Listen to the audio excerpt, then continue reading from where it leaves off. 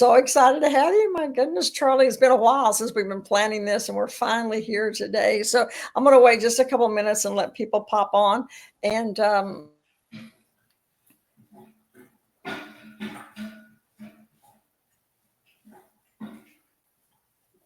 anything. So it just depends on, pardon me, where they're coming from, as long as they got internet connection, right? So anyway, Right. I try to monitor my phone as well as the computer because I believe in doing it on both, and I just do it myself. I want it very organic and very real, and I just, conversation, two ladies talking together, and appreciate people who take the time to come in and join us. So I kind of like to begin. So let's go ahead and get started because there's so much to talk about. And so kind of tell us, I kind of like to go back to the beginning, if you will. How'd you get to where you are today? You're a female farmer, obviously now entrepreneur as well.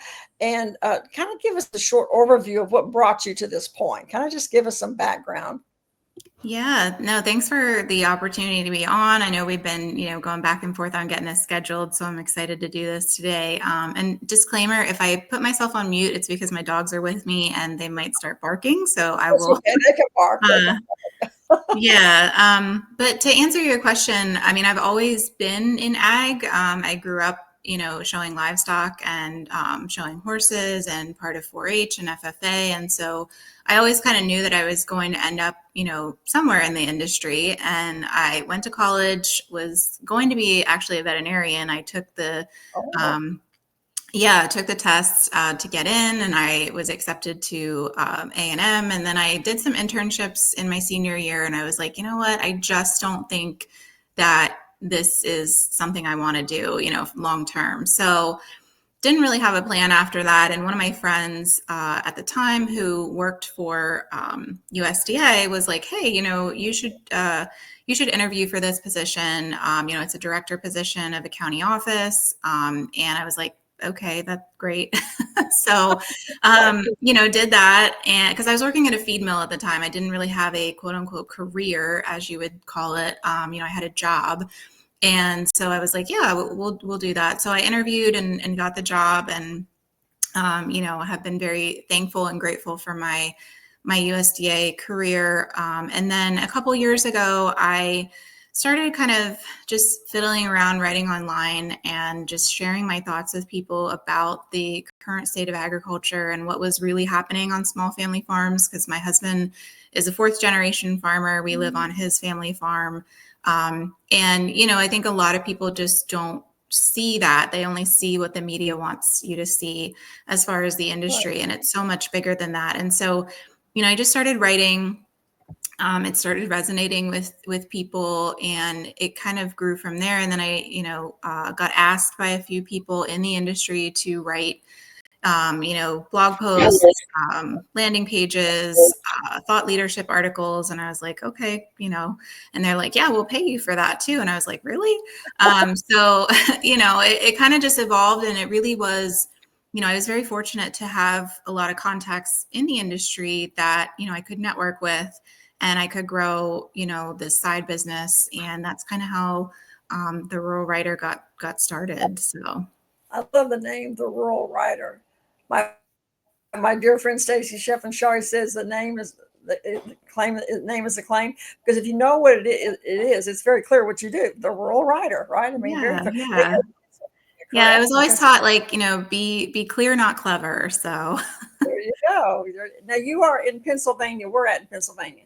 Yeah, so I grew up in Lancaster County, Amish country, but I live with my husband on his family farm, which is in South Central Pennsylvania. So we're about 30 minutes from the Mason-Dixon line.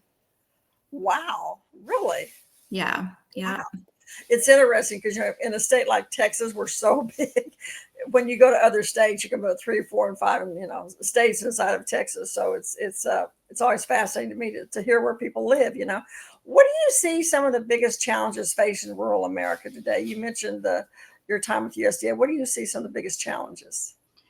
Yeah, I mean, having the background and the career in government ag has really taught me a lot too, and really opened my eyes. I think one of the biggest challenges is the, even though it's my job or most of what I do now, is the reliance on government to sustain farms. Like that was never how it was, when my husband's great great grandfather and grandfather was farming. And there's still a few, producers that come in that, don't do crop insurance. They don't take any payments from anybody. And, they're like, my dad always said, if I can't make it on my own, then I shouldn't be farming. And while I don't necessarily agree 100% with that mentality, I think that there is a lot more reliance on government payments within the farming community. But I think that's a result, like it's a cause and effect, right? So, I mean, the markets and, the way that we have designed the pricing systems for producers in this country is such that it pushes them into that box where they do have to rely on more government handouts, if you will. I mean, I always say, and this might ruffle a few feathers, I'd rather those people get the handouts than some of the others. But again, I think that's one of the biggest issues is how do we, especially small family farms, like how do we allow them to be more independent, again, financially, and have their own niche within their markets, so that they can operate the way they want and they can charge what they want and they can get paid what they, should. With what the market says is they're willing to pay or whatever. How Right. many acres do y'all have? How many acres, Charlie?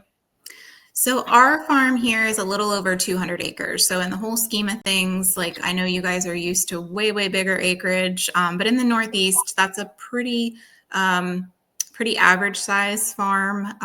And so we have cattle, we have beef cattle, row crops. My husband and I raise show pigs. We're not a contract barn. We're independent. And then Explain what you mean by that, because a lot of people wouldn't understand what you mean by that you're not a contract farm.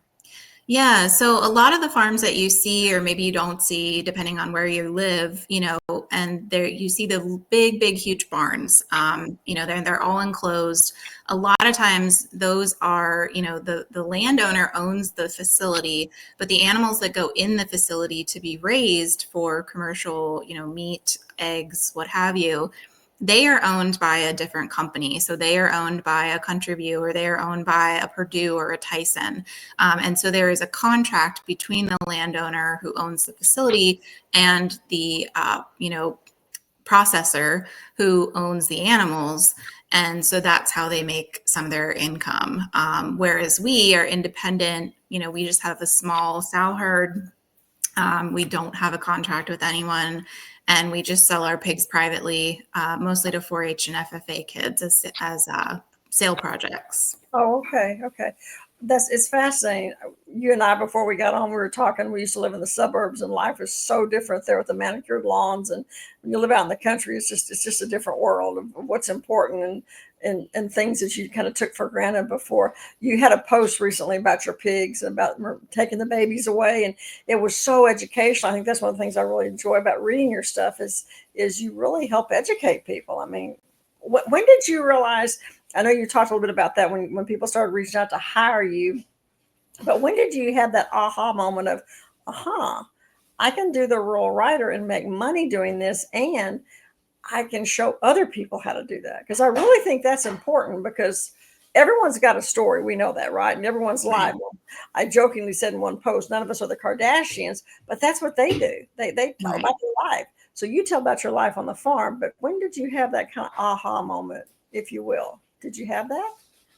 I did. I mean, my mom is a teacher. She was a teacher. She retired. And so I think that's always kind of been, I've been role modeled or had that role model growing up of like how to kind of present stuff in a way that makes it feel like you're not, putting somebody or making somebody feel a certain way. Like I want people to feel, empowered and, good after they read something that I write. I don't want them to feel ashamed that they don't know what they don't know, or anything like that.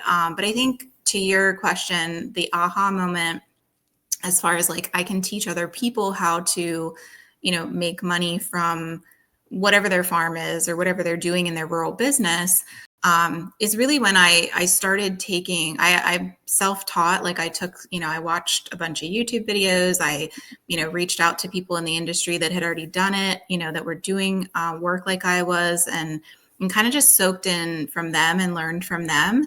And then I just kind of put my own little spin on it and reached out to some folks in my local community here that I knew were struggling to kind of find their feet again, especially after COVID and everything with their farms, and just kind of explained to them, what I had learned and what I was doing, and then kind of helped them do the same thing, and then saw that they had success. And that was kind of my moment, like, oh, okay, like this stuff not only works for me, but can also work for other people. Right. Do you ever have anyone come to you who's not in the agricultural life or the rural lifestyle and say, hey, do you think I could do this too in my life? Do you ever have, or is it primarily rural with you? It's primarily rural, but I do have a couple people, especially on Substack, which is, mostly, urban or suburban, Right. folks that, have come to me and said, I'm really interested in, I want to purchase my own farm, or I'm retired. I want to do this now as my, my hobby to keep myself active. And so I haven't, written anything for them specifically, but I do, I have been working with them kind of behind the scenes on like, Okay. this is where you can, go to get funding if you need funding to purchase a farm.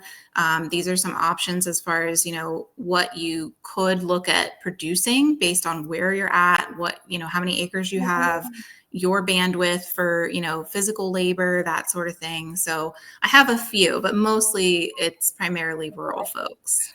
I think that's fascinating. I wouldn't even have thought of that. I have dear friends who talk about regenerative farming and want to do some of that. And so, especially younger people, I think there's a lot of interest in that of living off the land and taking care of yourself as much as you can. People don't realize it's not just it's like us. We're out here. There's horses that go. I mean, you can't just leave and not have someone here because they expect to be fed twice a day. Right. They do appreciate that. Yeah. Yeah. So, I mean, I know some people don't do that with their horses. We joke about it around here because ours get fed pretty well, but it's a full-time job and someone always has to be on site to be able to make sure that they're taking care of it, if you will. What do you think agricultural or rural brands are, why do you think they're so overlooked? And then how do you help them reshape that narrative, if you will? How do you help them be seen and be heard and let people know that they're out there? Yeah, I think they're overlooked. And I know I felt the same way because I think it's just the culture of agriculture and rural communities in general. Like we're taught from a very young age, like, to be humble, to be kind, to be, respectful and quiet, and just keep your head down and do your job. And that works to a certain extent, but I think we're finding now that we're moving into such a, digital marketplace and digital world, like that isn't really going to pay the bills anymore. And so, I find that, they're overlooked because they don't feel like they should speak up. They don't feel like they should be talking about themselves or what they do or, what they can offer people. And I know even for me, like I said, that's still to this day, like I'm an introvert by nature, I grew up in ag, like it's still hard to overcome, those conversations in your head that's like, you shouldn't be quote unquote promoting yourself, right? But the thing is, like, if you don't, nobody else will. And so you might as well, if you have something truly valuable to offer, to the market, which I think everybody in agriculture does, because everybody needs clothing, everybody needs a roof over their head, and everybody needs to eat. So, you might as well just, you know that you're coming from a good place, that what you're offering is valuable and that people need it. So if you can solve a problem, and make money doing it, I don't think you should be ashamed of that. Absolutely, 100%. We know you live in Amish country. I mean, are the Amish are where you are, right? Yes. Yeah. Yeah, Hmm. and they're kind of a good example of that. I mean, talk about keeping their heads down. I mean, until a movie years ago, I don't think anybody even heard of the Amish people, but they do that to a certain extent. Of course, they don't use technology, but I think you're right. I think people, when they hear the stories, like I think it was today you posted the picture of your cherry, I call them cherry tomatoes. I don't know what you call them. Yeah. Yeah. The tomatoes, and it looked like it was like candy on a thing. And I think sometimes if people never see that, they don't really understand what that's like. Now Charlie's primary platform, she's on LinkedIn, uses LinkedIn, but her primary platform is Substack. And Substack is, I think of it as for writers. Would you agree with that, Charlie? I would, yeah. I honestly, I think I started my Substack in April of 2024. I think is if I look back at my dashboard, that's what it would say. But honestly, I was a lurker on there. I didn't post anything. I didn't write anything because I had never heard of it before, and I was kind of just testing the waters. But yeah, it's really, I mean, obviously, it's evolving, and there's a lot of investment that's been, put into it now. But I still think at its core, it's definitely a platform created by writers for writers. Right. Yeah. Well, it's fascinating. I always tell people LinkedIn's my playground, is, but then at the same time, I have my handle on every playground because I want to make sure I can take advantage. That's where I met you. I remember seeing the stuff you post. I'm like, if, at first I'm embarrassed, as I thought you were a guy, Charlie, and so I Yeah, thought, oh, I get this that a lot. Yeah.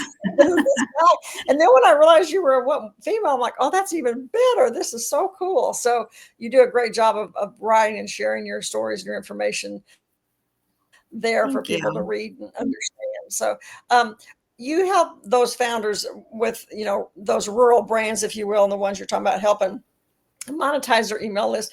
Kind of walk us through what that looks like, if you would. Yeah, and I took that path because, I know that email is not sexy. I know it's not social media, it's not flashy, but the thing that I try to tell my founders or people that I work with is, you need to own your audience. Like you don't Absolutely. own your audience on social media. So if you build up a following of millions of people, that's wonderful. But you have no way to contact them other than if you want to DM them. And then B, you don't really know anything about them. And C, they don't know anything about you. So, email is a much more intimate way of building those relationships and connections with people who really want to, be a part of your community and a part of your world.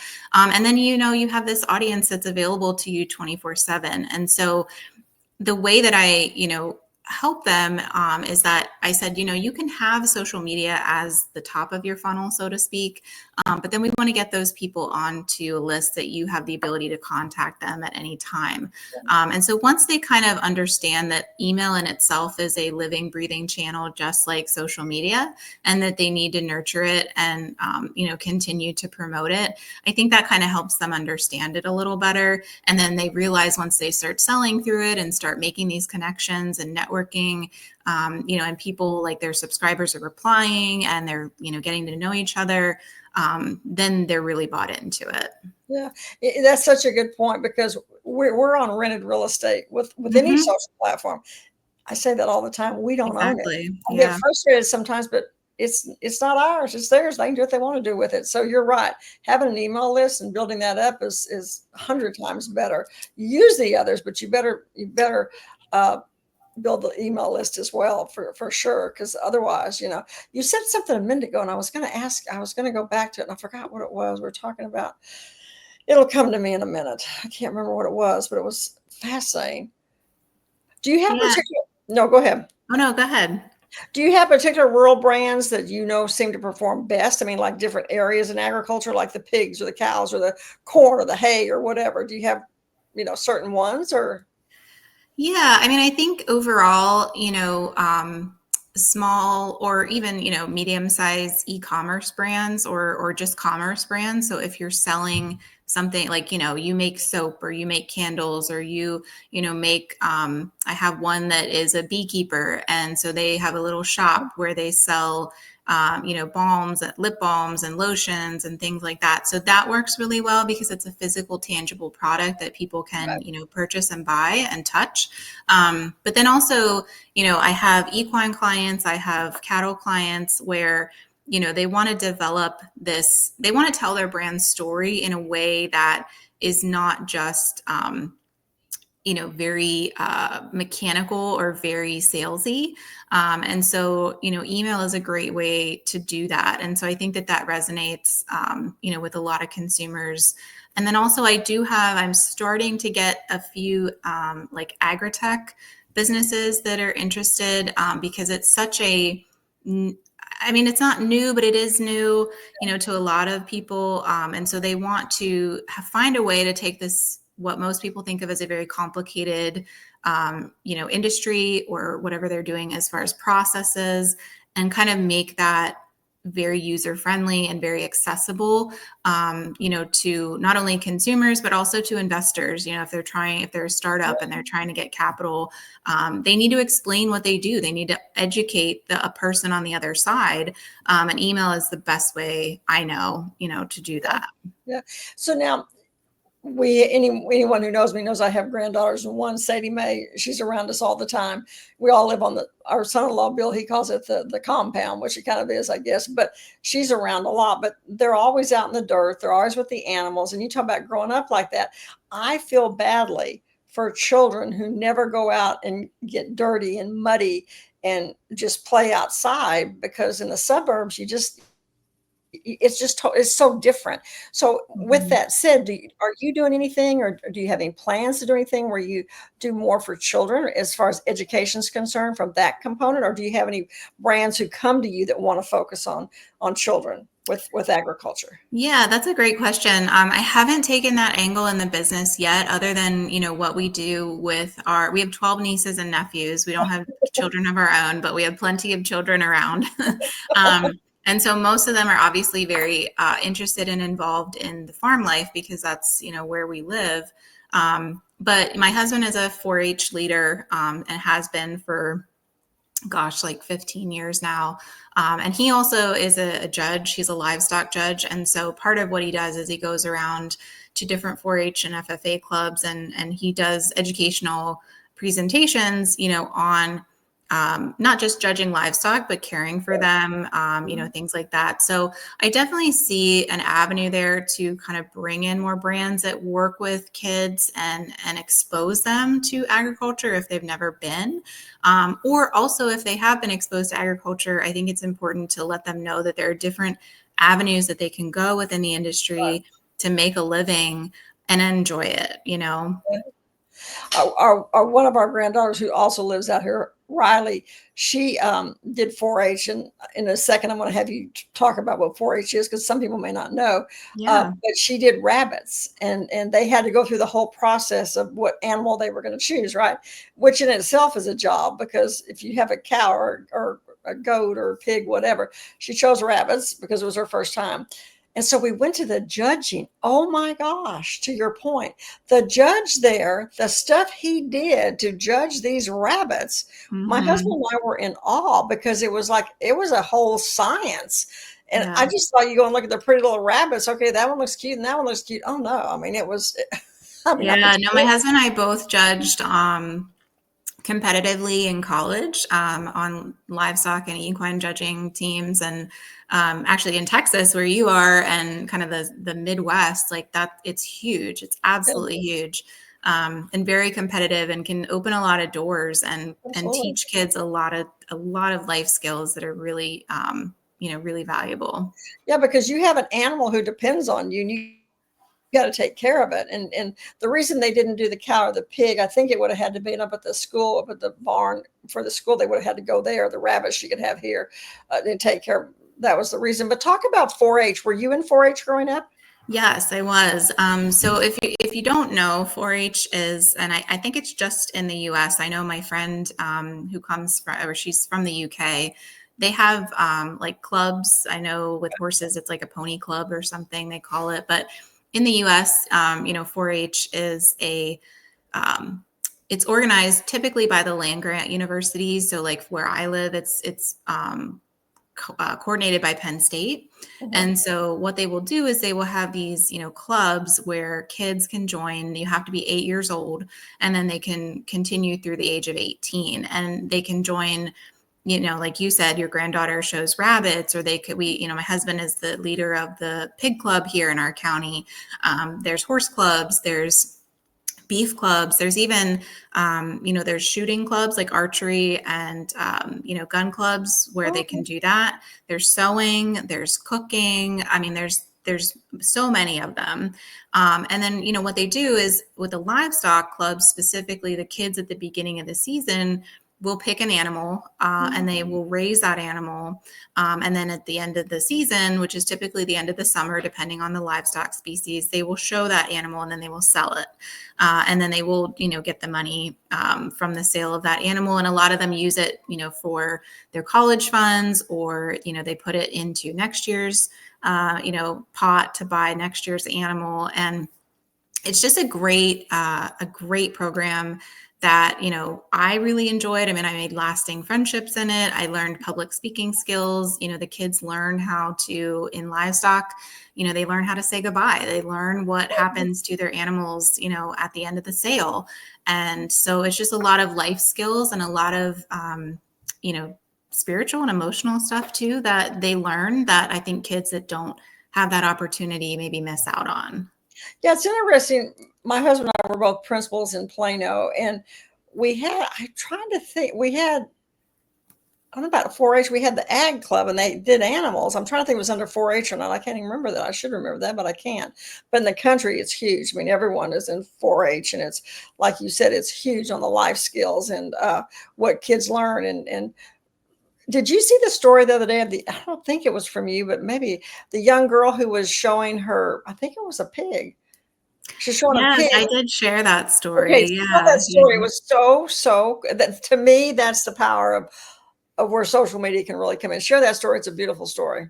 Yeah, so that was actually in Pennsylvania, and this one little girl decided that she was going. So at the livestock sale, after the show happens, obviously it's an auction style, so people can bid on the animals, and typically they sell, maybe $1,000 to $2,000, depending on, the species. But this little girl, it's her first year in 4-H, and she decided that she wanted to do something different. And so she said to the auctioneer before she went in the sale ring, that she was going to donate all the proceeds from the sale of her pig to the local livestock association and fair board to build their new barn, because I guess the current barn that they're using is, pretty old and run down. And so once word got out that that's what the proceeds of this sale were going to, towards, the community just went crazy in a good way. And she ended up selling her pig and raising $27,000 for this, new barn project. And it was just such a cool, she's 9 years old. It's like most adults don't even think, to do that. And so her just emotional intelligence and foresight to do that for her community. Like, I think that's just one of the best things about it. That's the kind of thing, to our discussion earlier about rural brands and agriculture not being seen and heard as much. I think Brooke Rollins is changing that. She's putting a lot of emphasis on that now. But that story should have been everywhere. And I didn't see that story anywhere. Here's this 9-year-old child, little bitty girl, and she's doing this to raise money for a barn, and the community stepped up and did it. And I just thought it was such a heartwarming story, and everyone should have heard that story. Everyone should hear that. Yeah. So anyway, now when you do newsletters and you're helping people do that, how do you keep the voice to the person be authentic, to where it's in their voice, their tone, their personality? How do you make sure that stays there? Yeah, definitely. So when I start working with somebody, I'll have a couple calls with them, and I'll record those calls, and then I'll go back and listen. What words are they using? What tone what tone are they talking in? And then I'll also do a lot of market research on their current.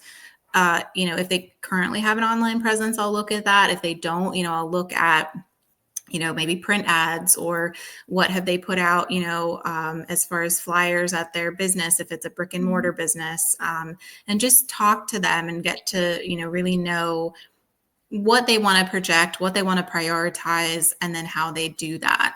And so then I'll go back and, when I'm writing a piece, I have that market research, I have those recorded calls, and then I will use that, as part of, my process to write their pieces for them. And then obviously there's always, I give them to them, ask them for, feedback and editing. sometimes they want to change things. Sometimes they're like, yeah, it's great. And the longer we work together, obviously the longer or the better I know kind of what direction they want to go in and how they want to say it. And it's kind of a fun process for me too, to learn from them. Yeah, because you get to learn wherever they're living and whatever their agriculture is, their business, whatever, you get to kind of Yeah, learn absolutely. for sure. Well, you see a lot of newsletters. What are some of the ones that really that you think attract attention or that really stand out in the field? What are some that Yeah, I think, the biggest thing is you want to write how you talk. And again, it's different for every industry, but especially in agriculture, and especially if you're trying to tell your story. I mean, think about what the stories that you like to read. I mean, you don't want them to be dense. You don't want them to be heavy with all kinds of jargon that you don't understand what you're even reading. You want them to be maybe even skimmable. So a lot of the best newsletters that I find are, not big blocky paragraphs of text that people's eyes kind of glaze over and then they just end up closing out of it. And then also, I love to start mine with a story because that's how you draw the reader in. I mean, we all love stories. And so, start with something that is engaging, that, is maybe a personal experience, or you saw a story somewhere that really resonated, that ties into the topic that you're talking about that day or that week. And start off with that. And then also, you have to have really strong curiosity invoking hooks for your subject lines and your titles. Don't just say, open this email, please, because it's like, well, what is that? That doesn't tell me anything. The one example I'll use is one that I wrote a few weeks ago called the Kardashian Carrot Paradox. And so that was immediately like, people are like, well, what do carrots have to do with the Kardashians? So then it's like, you have to kind of click to see, what is she even talking about? Where's the connection here? So I think a lot of that is really important. And then also, just let some of your personality come through in the newsletters. A lot of the newsletters that I subscribe to and open on a regular basis, I just love the creator of it. Like, I feel like I know them, even though I maybe don't. But there's just always a little bit of their personality infused with it. There's a guy, he's a CFO, and I read his newsletter, and it has nothing to do with what I do, but I love it because he has a dog and he always puts in a meme of him and his dog doing something really funny. And so I just love it because I have dogs. I can relate to that. I like people that don't take themselves too seriously. And so that's just kind of fun for me every week to see, like, okay, what is Walter? That's his dog's name. What is Walter going to be doing this week? kind of like years and years ago, the Garfield comic strip. Yes. Yeah. It was Garfield, right? Well, it's Yeah. interesting because for you to say that, because when I'm thinking my favorite newsletters, some of them, you're right, I don't know them, but I feel like they're inviting me into their home. Yes. Chris Brogan does a one every Sunday, and his are just, I mean, it's the first thing I read when I get up, because he has such a pattern of bringing you into it, and he's always teaching you something, always sharing something. So that's a really good point you make about, you feel like you know them, you feel like, that you're there. What trends are you seeing now in rural America, if you will, as far as the jobs, the interests, the newsletter, whatever? What trends in overall are you seeing in rural America?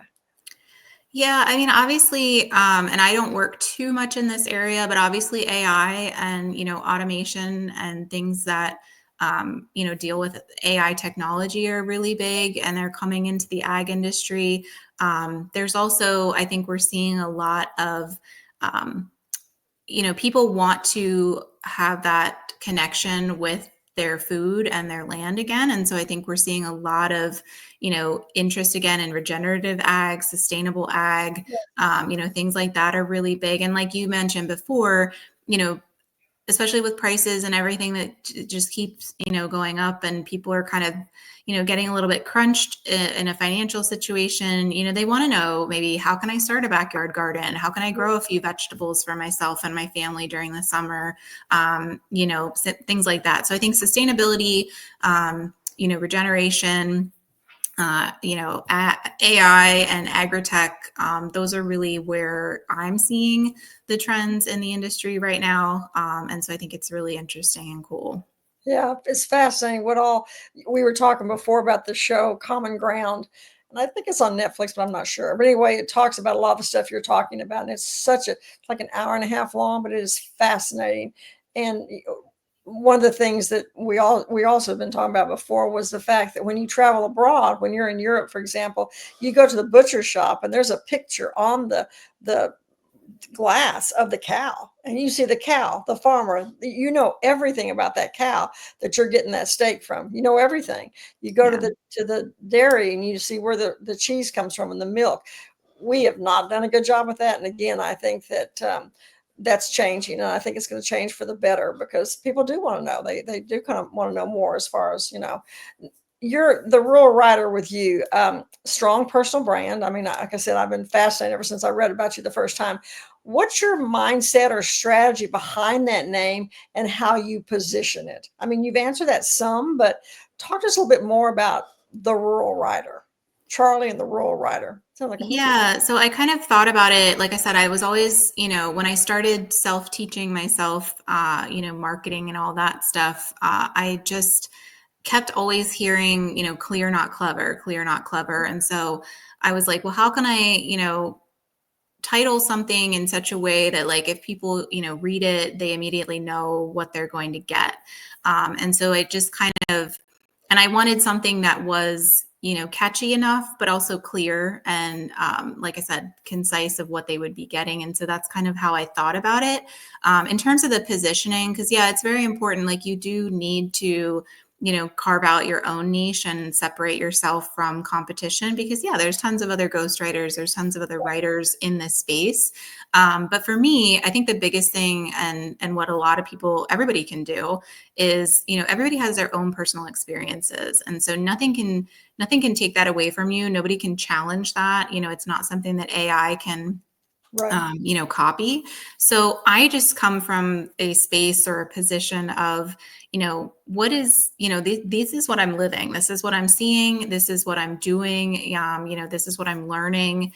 And I'm just sharing that with you, and it's something that is completely unique to me. And so nobody can challenge that. And so I think that's the strongest position that any business owner or anybody really can have, because Yeah. nobody can take away your personal experiences.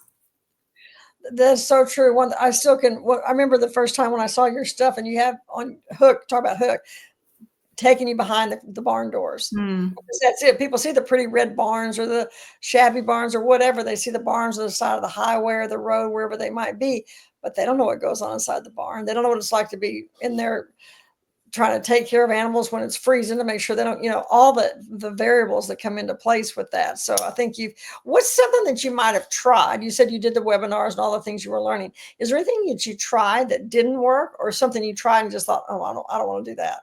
Oh yeah, for sure. I took a course one time, an online course on like ads for newsletters and doing like Facebook ads and Google ads and things like that. And I know that they work for a lot of people, and that's fantastic. But it was just something that I don't have any interest in. I'm not that creative when it comes to like imagery and video, and that's just not my background. And so I just found that it didn't work for me and my own personal brand. And I finally realized like that's okay. It's not going to work for everybody.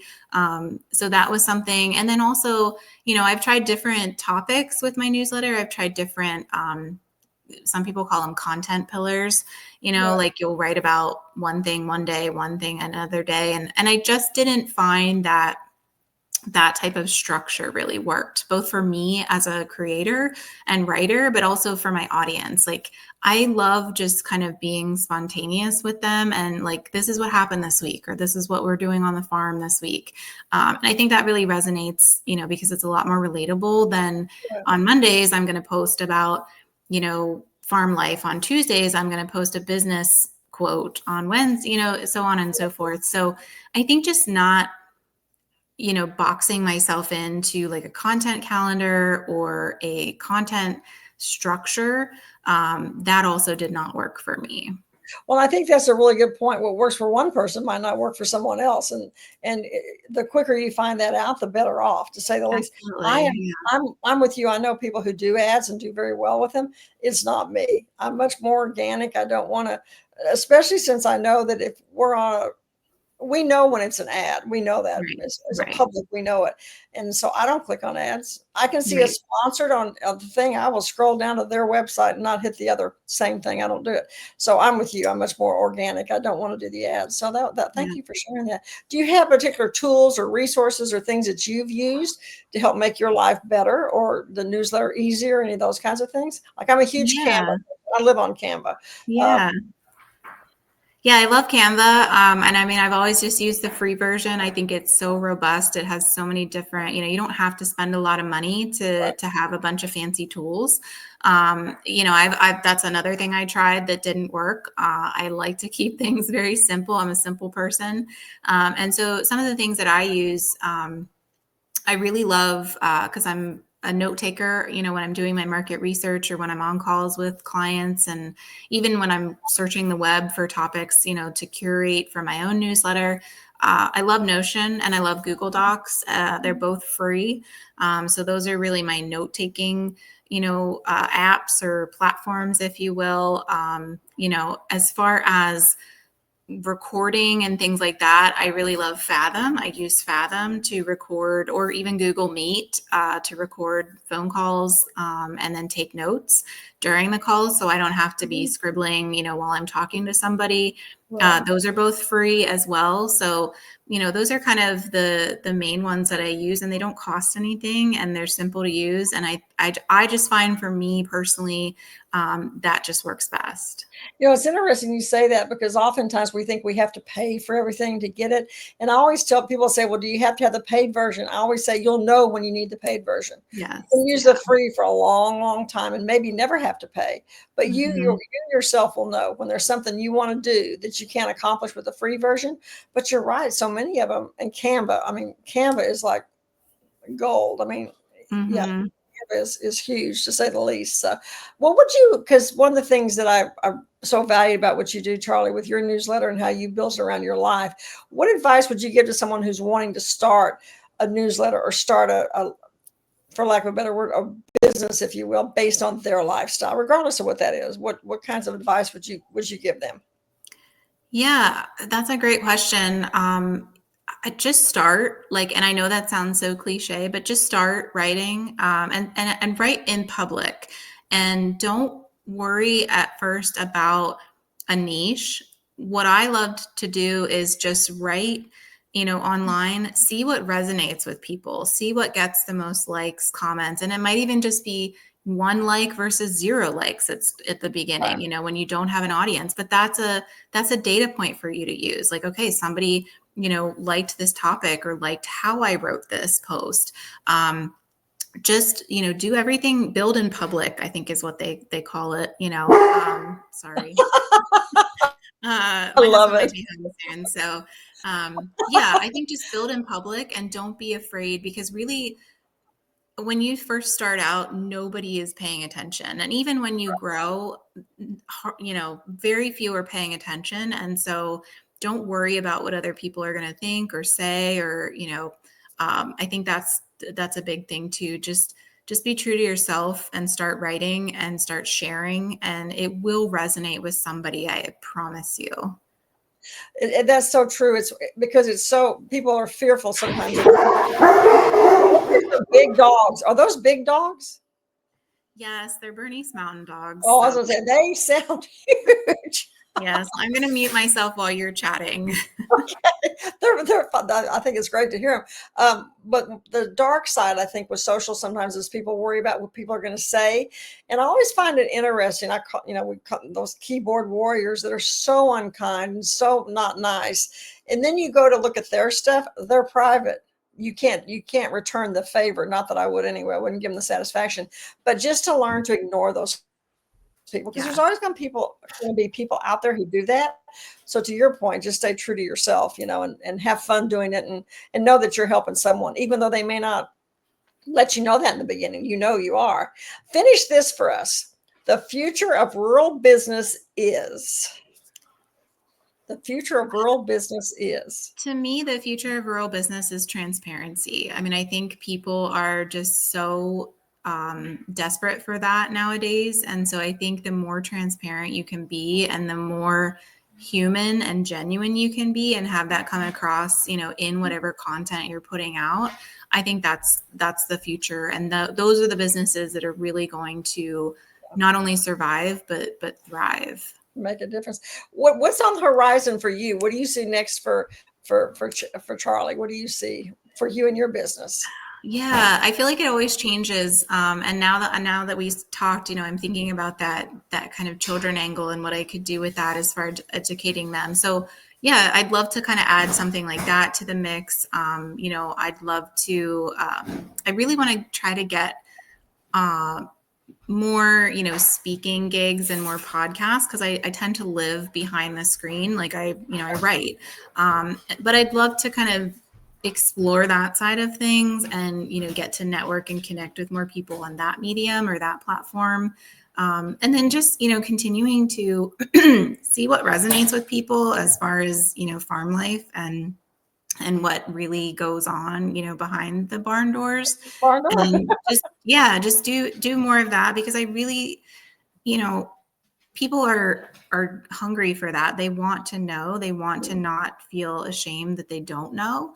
And so I think if you can be a person that, tells them in a way, that feels like you're not coming across as condescending, I think that really resonates. So I yeah, encourage you to do the children because I think that's something that, like Sadie Mae, she loves outdoors every night. We have to go out and look for frogs every night because she loves frogs. That's And awesome. and she catches them. We even let her bring them in the house in one of her little containers. They're not supposed to get out, but sometimes they do. But she always catches them. But whatever. But children are so curious by nature, and if they had something where you were like being in the barn with the pigs when you're talking about the pigs the other day, all the different things you do that is just life for you would be huge for a child, huge for a child. So yeah, and if I could encourage, if by doing that I could encourage the next generations to have interest in, right. this industry and what we do, like we definitely that's another big issue in our industry is getting the next generation interested in doing it. I think that would be really valuable. Because we don't want the corporations to take over the farms and to take over the production of everything. And you have to have young people who want to go into that. And I think that's one of the beauty of 4-H clubs and stuff, that children are raised to, even if they don't, when we were in the suburbs and we had kids that were in ag, they did all that, even though they didn't have the animal at home, they had to come back at school and take care of it, but still they were able to do it. But you have to have a place to go where you can do some of that stuff. So it was, so people can connect with Charlie on LinkedIn, Charlie Dice on LinkedIn, and also the Rural Writer on Substack. If you're not on Substack, you should get on there just to be able to follow Charlie and see her stuff. And so if anyone has any questions, put them in the comments and we'll get back to them and answer them. But Charlie, I just appreciate so much you coming on today and doing this, because I know you probably had chores out in that barn you were having to do. You said you had to feed the dogs before you got on. Yeah, they're fed now. I'll feed myself, and then we'll head to the pig barn. So, what do you do at the pig barn when you go out at this time of day? Right now, I mean, now that the show pigs are gone, it is a lot less to do, but we still obviously have to feed, we have to water, we have to clean pens. If somebody's sick, we might have to give meds. So it's still a good chunk of time, but it's something that my husband and I enjoy doing together. And so it's kind of it's just routine. So some people go to the movies. You guys go out to the barn. Yeah. I don't know if it's less expensive overall, but at the end of the day, it's probably cheaper to go to the movies, I would bet, because it's expensive. Probably. Yeah. Like I said, we got horses, and I know what it costs. It's not a cheap hobby. Not at all. I mean, and the stuff you have, crazy. But Charlie, thank you so much. I so enjoyed this. I know everyone else who watched it, whether they're live with us or whether they come in later and watch it, I just so appreciate you being with us. And everyone have a fabulous day, and be sure and follow Charlie. Thank you. Thanks for having me. Thank you.